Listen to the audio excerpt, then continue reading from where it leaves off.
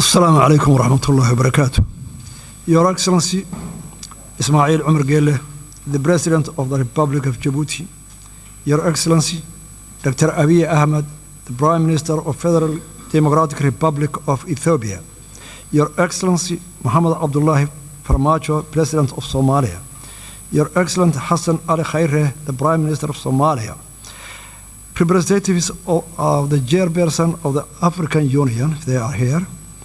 Your Excellency, Dr. Wargane Gebeyaho, the Executive Secretary of IGAD.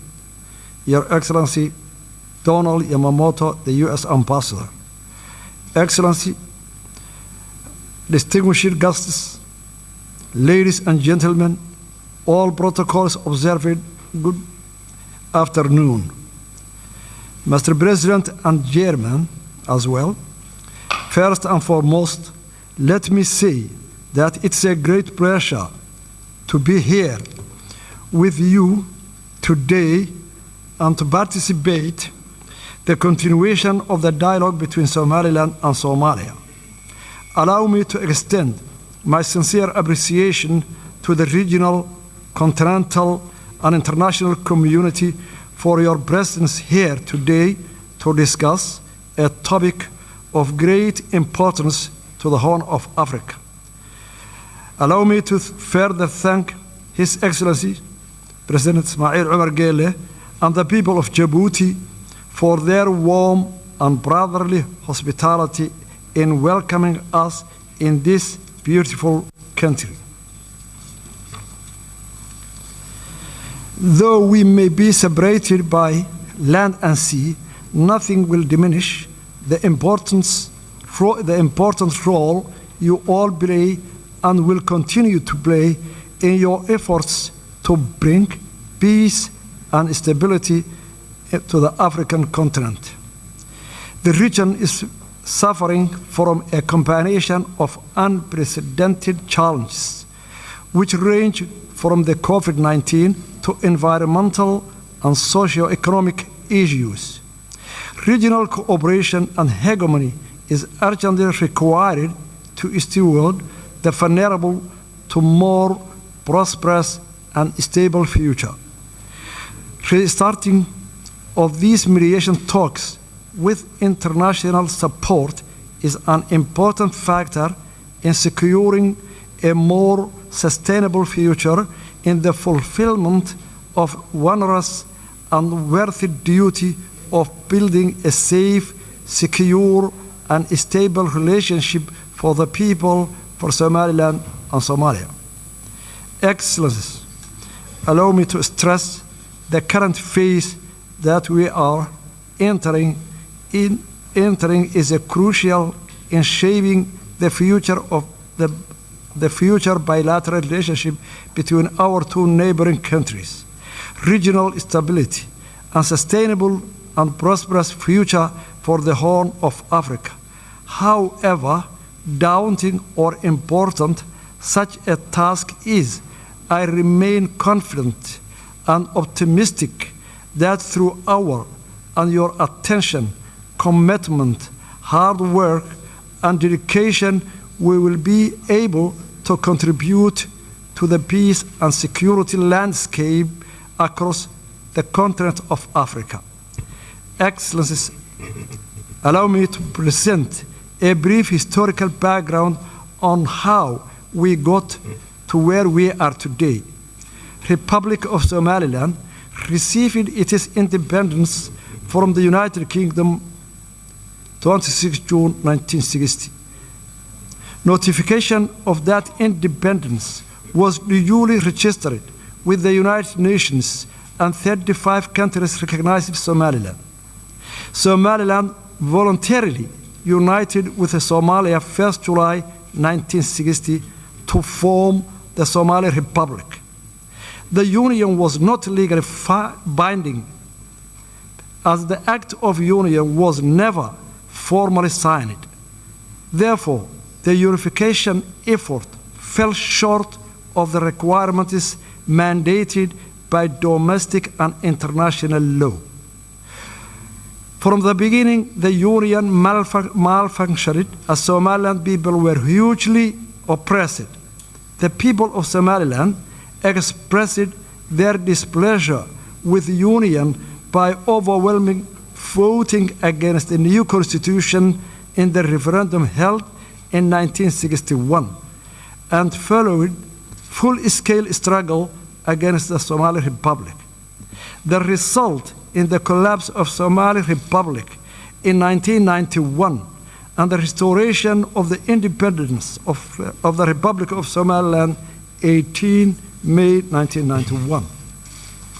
Since restoring our independence, Somaliland, with its scarce resources and with limited international support, has embarked on a steady, incremental, and progressive agenda of conflict resolution, peace building, and state building, and established good governance and functioning government institutions.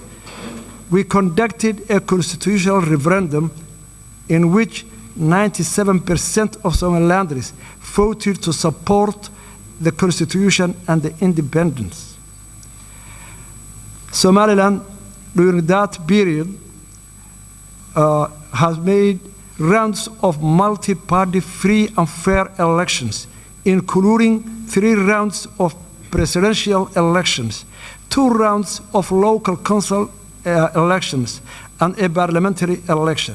Republic of Somaliland has created a conducive environment that enabled a thriving private sector and an inflow of international investment.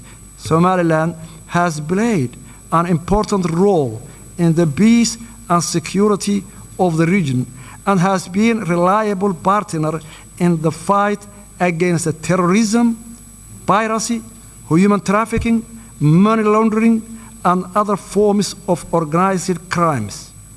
Unfortunately, instead of appreciating all those efforts and contributions made by the Somaliland people for the last 30 years, Somalia was in a constant war against the development of Somaliland, economically, security, investment, and this deepened the mistrust and animosity between the two countries. Ever since Somaliland entered hastily into a voluntary union with Somalia, the Somaliland people has been at the receiving end of injustice, discrimination, and state-sponsored genocide at the hands of the Somali government. Evidence of the widespread war crimes committed against the people of Somaliland has been fully documented by the United Nations Special Rapporteur for Human Rights and forensic team from Physicians for Human Rights and Somaliland War Crime Commission. The acts of genocide perpetrated by the Siad Barre regime and are memorialized in more than 200 mass graves in our country. The mass graves, which are still being unearthed, will forever testify to the crimes against humanity committed by the government of Somalia against the people of Somaliland. Therefore, in approaching this present situation in Somaliland and Somalia, it's necessary to have a proper regard to the past and learn lessons from it. The legacy of the oppression against the people of Somaliland cannot be easily swept away. Rather, they must be acknowledged and taken into account when considering Somaliland people's rights to self-determination and independence. The case for Somaliland independence is not unique. This fact is also acknowledged by the African Union mission to Somaliland in 2005. That concluded the situation was sufficiently unique and self-justified in African political history, that the case should not be linked to the notion of Pandora's box. It recommended that the African Union should find a special method of dealing with this outstanding case at the earliest possible date. Furthermore, the 2005 African Union Fact Mission to Somaliland reported that the plethora of problems confronting Somaliland are in part the legacy of political union with Somalia that malfunctioned and brought the destruction and ruin, thereby overburdening the population of Somaliland. Somaliland's claim to independence depends on part its circumstances, including the brief but legal period of independence in 1960. It claims to recognize international borders relating to that period, as can be summarized from the Somaliland's case, unique and demands unique solution. It does not create precedent for other unresolved conflicts in Africa or elsewhere.